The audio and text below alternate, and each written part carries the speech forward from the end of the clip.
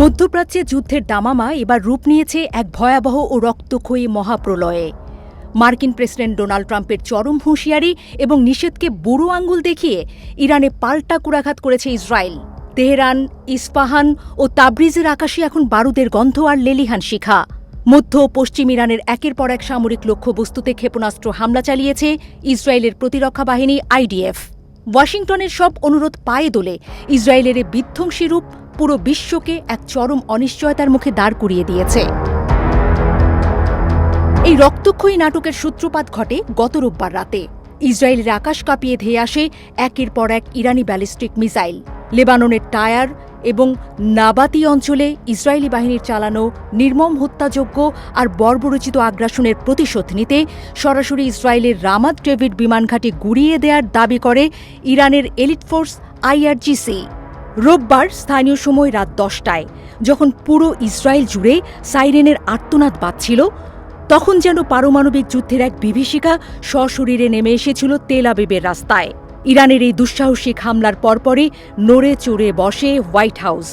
মার্কিন president Donald Trump অত্যন্ত নাটকীয় ভঙ্গিতে আন্তর্জাতিক গণমাধ্যমের লাইভে এসে ঘোষণা দেন তিনি এখনই ফোন করছেন ইসরায়েলি প্রধানমন্ত্রী বেনিয়ামিন নেতানিয়াহুকে। ট্রাম্প সাফ জানিয়ে দেন, ইরানি হামলায় যেহেতু কেউ হতাহত হয়নি, তাই যেন ইসরায়েল কোনো পাল্টা আঘাত না হানে। ওয়াশিংটনের পক্ষ থেকে স্পষ্ট বলা হয়েছিল, ৪৭ বছর কিংবা ৩,০০০ বছরের এই পুরনো হিংসার খেলা এবার বন্ধ হওয়া দরকার। কারণ ইরানের সাথে একটি ঐতিহাসিক পরমাণু চুক্তির একেবারে দ্বার প্রান্তে ছিল যুক্তরাষ্ট্র। কিন্তু ক্ষমতার অহংকারে মত্ত ইসরায়েলি প্রধানমন্ত্রী বিবি নেতানিয়াহু যেন ট্রাম্পের সেই আর্জিকে পাত্তাই দিলেন না। মার্কিন ধনকুবের ও রাষ্ট্রপ্রধানের অনুরোধকে ডাস্টবিনে ছুঁড়ে ফেলে কয়েক ঘণ্টার মাঝেই ইরানের বুক চিরে দিল ইসরায়েলি বোমারু বিমান ও ক্ষেপণাস্ত্র। ইরানের আকাশ কাঁপানো বিস্ফোরণের শব্দ আর ধোঁয়ার কুণ্ডুলি প্রমাণ করে দিল ওয়াশিংটনের উপর তেল আবিবের সেই অন্ধ আনুগত্যের দিন শেষ। ইসরায়েল এখন নিজের এজেন্ডা বাস্তবায়নে কতটা মরিয়া ও বেপরোয়া, তাই হামলার মাধ্যমে তারা বিশ্বমঞ্চে প্রমাণ করে ছাড়ল। অথচ এই সংকটের মূল বীজ বোনা হয়েছিল লেবাননের মাটিতে। চলতি সপ্তাহের শুরুতেই ওয়াশিংটন ডিসিতে বসে ইসরায়েল ও লেবানন একে অপরের সাথে ঐতিহাসিক যুদ্ধবিরতি চুক্তিতে স্বাক্ষর করেছিল।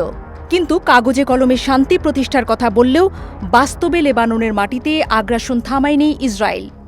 বৈরুতের জনবহুল বেসামরিক এলাকা দাহিয়েতে ইসরায়েলি বাহিনীর অব্যাহত বিমান হামলায় যখন একের পর এক নিরীহ মানুষের রক্ত ঝরছিল, তখনই ইরানের ধৈর্যের বাঁধ ভেঙে যায়। তেহরান স্পষ্ট জানিয়ে দেয়, ইসরায়েল সমস্ত রেড লাইন বা সীমানা পার করে ফেলেছে। ইরানের সর্বোচ্চ নেতার সামরিক উপদেষ্টা মোহসেন রেজাই হামলার পরপরই সামাজিক যোগাযোগ মাধ্যমে হুঙ্কার দিয়ে বলেছিলেন, আগ্রাসনকারীরা তাদের জবাব পেয়ে গেছে। এই হামলা ছিল স্রেফ একটা ট্রেলার বা সতর্কবার্তা। তিনি হুঁশিয়ারি দিয়ে বলেন, ইসরায়েল যদি আবার কোনো নতুন পদক্ষেপ নেয়, তবে এর পরিণতি হবে আরও 1000 গুণ বেশি ধ্বংসাত্মক এবং এর চরম মূল্য শুধু জায়নবাদীদের নয়, বরং এই অঞ্চলে থাকা সমস্ত আমেরিকানদেরও চোকাতে হবে। এই চরম উত্তেজনার আগুনে আরও ঘি ঢেলেছেন ইরানের শীর্ষ মধ্যস্থতাকারী ও পার্লামেন্ট স্পিকার মোহাম্মদ বাগের গালিবাফ। তিনি অত্যন্ত ক্ষুব্ধ কণ্ঠে জানিয়েছেন, যুদ্ধবিরতি চুক্তি লঙ্ঘন করে ইসরায়েল যে জঘন্য অপরাধ করেছে, তারপর তেহরান কেবল আলোচনার টেবিল থেকেই উঠে যাবে না, বরং শত্রুর সাথে সরাসরি সম্মুখ সমরে লড়বে। ওয়াশিংটনের সাথে পরমাণু চুক্তির যে সম্ভাবনা তৈরি হয়েছিল ইসরায়েলের হঠকারী পাল্টা হামলার কারণে, তা এখন চিরতরে আস্থা করে নিক্ষিপ্ত হল। দুই দেশের এই মরণ খেলা এখন পুরো মধ্যপ্রাচ্যকে এক ভয়ঙ্কর তৃতীয় বিশ্বযুদ্ধের দিকে ঠেলে দিচ্ছে। একদিকে মার্কিন প্রেসিডেন্টের নিষেধাজ্ঞা অমান্য করার ইসরায়েলি দম্ভ, অন্যদিকে ইরানের সর্বাত্মক যুদ্ধের হুঁশিয়ারি। সব মিলিয়ে বিশ্ব রাজনীতি এখন এক অগ্নিকুণ্ডের উপর দাঁড়িয়ে।